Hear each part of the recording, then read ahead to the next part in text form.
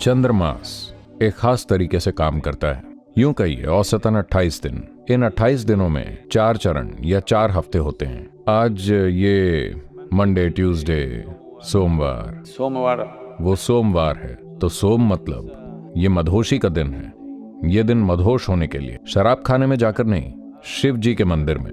पर यह तभी प्रासंगिक होता अगर आप सिर्फ चंद्रमास का अनुसरण कर रहे होते। तब महीने अलग होंगे, तारीखें भी अलग होंगी। फिर सोमवार हमेशा उस दिन आता जो चंद्र के हिसाब से प्रासंगिक है। लेकिन आज हमने उसी शब्दावली को लिया है और इसे दूसरी प्रणाली में डाल दिया है जो मैट्रिक सिस्टम की तरह है। 1 2 3 4 5। पता नहीं क्यों उन्होंने एक महीने में 100 दिन या महीने में 10 दिन या ऐसा कुछ क्यों नहीं बनाया। उन्होंने 30 का बनाया और जब ठीक से काम नहीं बना तो उन्होंने एक महीना 30 का, एक 31 का, 28 का, 29 का बनाया। ये एक खिचड़ी कैलेंडर है, लेकिन ये दुनिया ने अपना लिया है क्योंकि ये पश्चिमी समाजों द्वारा थोपा गया है और इसे आज कैलेंडर के एक मानक के रूप में लिया जाता है। ये पूरा खिचड़ी है क्योंकि इसकी ग्रह प्रणाली से कोई प्रासंगिकता नहीं है।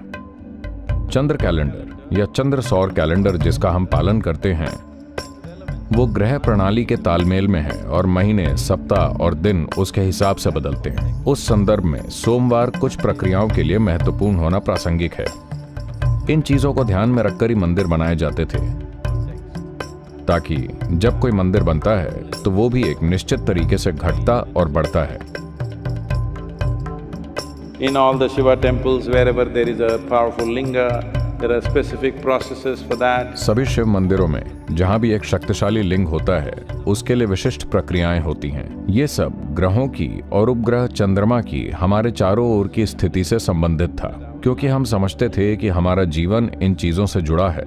क्योंकि हमारी भौतिक संरचना, यहाँ हमारा अस्तित्व, ये एक कुम्हार का चक्र है जो हमें बनाता है। तो इसके साथ तालमेल बनाए रखने के लिए, ताकि हमारा शरीर और हमारे आसपास की भौतिक चीजें हमारे जीवन में रुकावट न बने, तो चंद्र कैलेंडर ऐसे काम करता है कि साल में 12.5 महीने, कभी 13 महीने, कभी 12.5 महीने होते हैं। ये इस तरह से चलता है। जो ग्रह प्रणाली जिस तरह से काम करती है उसके साथ पूरे तालमेल में है। तो इसी आधार पर इन चीजों को ध्यान में रखकर ही मंदिरों की प्राण प्रतिष्ठा की जाती थी। खालीपन आमतौर पर नेगेटिव, खालीपन का एक नकारात्मक संदर्भ होता है। हर कोई भरा हुआ होना चाहता है, कौन खाली रहना चाहता है? लेकिन इस पूर्णता की तलाश में ही लोगों ने खुद को बर्बाद कर लिया है। मुझे बताइए, आपकी जेब भरने में कितना पैसा लगता है? अगर हम 1 खरब डॉलर देते हैं तो क्या ये भर जाएगी? अगर हम 10 खरब डॉलर देते हैं तो क्या ये भर जाएगी? नहीं। आप कितना भी डालें, जेब भरी नहीं जा सकती। ऐसी कोई चीज नहीं है। कितना लगता है? आपके मन को भरने में कितना ज्ञान लगता है? अगर आप धरती के सभी पुस्तकालयों को पीसते हैं और इसे अपने सिर में डालते हैं तो भी ये नहीं भरेगा। अपना दिल भरने के लिए आपको कितने लोगों से प्यार करना पड़ता है? 7.3 अरब लोग, फिर भी जगह है तो ये कभी पूरा नहीं भरता। तो भरने की कोशिश निरर्थक है। खालीपन हमेशा पूर्ण होता है। कृष्ण ने इसे बहुत खूबसूरती से बताया जब अर्जुन ने पूछा, आखिर इस सत्य की प्रकृति क्या है? क्योंकि अगर मैं आपसे पूछूं कि क्या ये यही है, आप हाँ कहेंगे। अगर मैं आपसे पूछता हूँ कि क्या ये वो है, आप हाँ कहेंगे। किसी और पल अगर मैं आपसे पूछता हूँ तो क्या ये यही है, तो आप कहते हैं नहीं। अगर मैं पूछूं कि क्या ये वो है, आप कहते हैं नहीं। इस सत्य की प्रकृति क्या है? वो है कहाँ, कैसा है, किस रूप में है? तो कृष्ण हंसे और उन्होंने कहा, इस अस्तित्व में सत्य की प्रकृति ऐसी है कि जो विषैला दिखता है, अगर आप उसे ग्रहण करें तो वो जीवन का अमृत बन जाएगा। जो अमृत जैसा दिखता है, अगर आप उसे ग्रहण करें तो वो विष बन जाएगा। मुझे बताइए, क्या समूचे मानव जाति ने पूर्ण होने की खोज में अपने जीवन को विषैला नहीं बना दिया है? क्या हमने पूर्ण होने की खोज में पूरी धरती को नोच नहीं दिया है? जब हम कहते हैं शिव, हम उसकी बात कर रहे हैं जो है ही नहीं, यानी कोई डिब्बा नहीं है। ये ऐसा कुछ नहीं है जो किसी तरह के डिब्बे में भरा जाए, ब्रह्मांडीय डिब्बे में भी नहीं। शिव की गोद में ही ब्रह्मांड घटित हो रहा है, क्योंकि ये वो है जो है ही नहीं। जब किसी को इसका बोध होता है या अनुभव होता है, हम उस व्यक्ति को भी शिव कहते हैं। इसी तरह से आदि योगी भी शिव कहलाए, क्योंकि उन्होंने उस आयाम को छुआ और उसके साथ एक हो गए। और इसे जानने का सिर्फ एक तरीका यही है कि आप इसमें विलीन हो जाएं।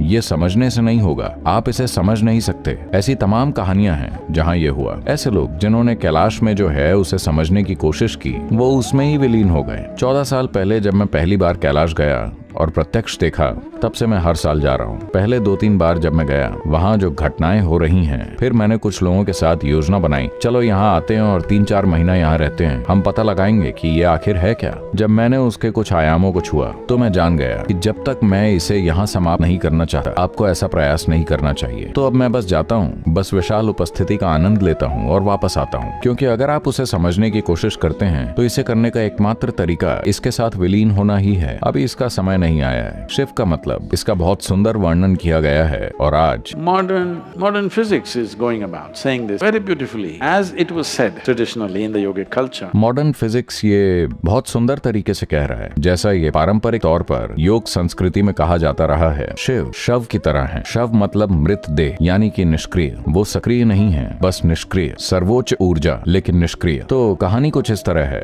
शिव बस वहाँ लेटे हुए थे। शक्ति जो उनसे ही निकली है वो वहाँ आई और नृत्य किया, और वो अचानक जाग गए। क्योंकि शक्ति ने उनके शरीर पर नृत्य किया तो वो गर्जन करते हुए जागे। तो हमने उन्हें रुद्र कहा। फिर वो थोड़े शांत हुए तो हमने उन्हें हर कहा। फिर वो वास्तव में स्थिरता की एक शाश्वत अवस्था में स्थापित हो गए तो हमने उन्हें सदाशिव कहा, मतलब जो हमेशा शिव हैं। ये तुलना की गई है। आज परमाणु वैज्ञानिक, मेरा मतलब वो नहीं, आज परमाणु मतलब लोग सोचते हैं कि ये सब ऊर्जा के बारे में है, उस संदर्भ में नहीं। मूलभूत भौतिकी इस बारे में बात कर रही है। अगर आप वैक्यूम अवस्था बनाते हैं, यानी कि जहां बिल्कुल कुछ भी नहीं है और उसके अंदर नहीं, उसके चारों ओर अगर आप कुछ विद्युत आवेश छोड़ते हैं तो अचानक वर्चुअल प्रोटॉन्स और वर्चुअल न्यूट्रॉन्स वैक्यूम स्थान में पैदा होने लगेंगे। एक ऐसे स्थान में जहां बिल्कुल कुछ भी नहीं है, विद्युत आवेश भी नहीं। विद्युत आवेश सिर्फ उसके चारों ओर नृत्य कर रहा है। इसकी मदद से वर्चुअल प्रोटॉन्स और वर्चुअल न्यूट्रॉन्स बनते हैं। इसका मतलब है कि उस पूर्ण शून्यता में कुछ पैदा करना संभव है। तो पारंपरिक रूप से ऐसा कहा जाता है। शिव पूरी तरह से निष्क्रिय लेटे हुए थे। आप भारत में इस तरह की छवियां देखेंगे। शिव ऐसे लेटे हुए हैं जैसे मृत हों। शक्ति उनकी छाती पर खड़ी है और नाच रही है। उन्होंने इस तरह के चित्र बनाए। जब शिव का प्रभाव हुआ तो अचानक इस निष्क्रिय स्थान का गर्जन के साथ सक्रियता में विस्फोट हुआ। इसलिए उन्हें शुरुआत में गर्जन करने वाला या रुद्र कहा गया। ये दुर्भाग्यपूर्ण है कि हर चीज को उन सूचनाओं के टुकड़े द्वारा प्रमाणित करना पड़ता है जिन्हें विज्ञान ने अस्तित्व से बटोरा है। ये टेक्नोलॉजी के लिए कीमती है, लेकिन आत्मज्ञान के लिए नहीं। दुनिया के शीर्ष वैज्ञानिक जानते हैं कि उन्होंने कुछ भी नहीं जाना है। सिर्फ पुस्तक पढ़कर बने वैज्ञानिक ही सोचते हैं कि वो सब कुछ जानते हैं। दुनिया के सर्वोच्च वैज्ञानिकों ने घोषणा की है, न सिर्फ हम जानते नहीं हैं बल्कि जानेंगे भी नहीं। वो कह रहे हैं क्योंकि वो जानते हैं कि खोज के वर्तमान साधनों के साथ ये कहां तक जाएगा, कहां रुकेगा। आप इस कार्य प्रणाली के साथ इस्तेमाल का तरीका जान सकते हैं, लेकिन समझने का तरीका नहीं। आपको इसे समझने की कोशिश नहीं करनी चाहिए, आपको इसमें स्थिर होना चाहिए। अगर आप इसमें स्थिर हो जाएं, स्थिर हो जाएं, स्थिर हो जाएं, तो ये बोध के मूल तक जाएगा। कितनी जल्दी या कितना समय लगेगा, कितने साल लगेंगे, ऐसी कोई चीज नहीं है। अगर आपके पास जरूरी तीव्रता है तो ये एक पल में स्थिर हो सकता है, या इसमें 100 जन्म लग सकते हैं। समय तीव्रता और एकाग्रता के स्तर पर निर्भर करता है। इसमें सारी समस्या ये है कि ज्यादातर लोग, क्योंकि दुर्भाग्य से शिक्षा बुद्धि के बारे में है, ये हमारी बुद्धि के केवल एक आयाम को पोषित कर रही है जिसे हम तर्क कहते हैं। इस वजह से हम सब कुछ तार्किक रूप से समझने की कोशिश कर रहे हैं। ये अपने आप में एक बड़ी रुकावट है। जब तक आप अपने स्वयं के तर्क में बंद हैं, जीवन का जादू आपके सामने खुद को उजागर नहीं करेगा। यही कारण है कि प्रक्रिया को इस तरह से तैयार किया गया है। आप बस स्थिर हो जाएं,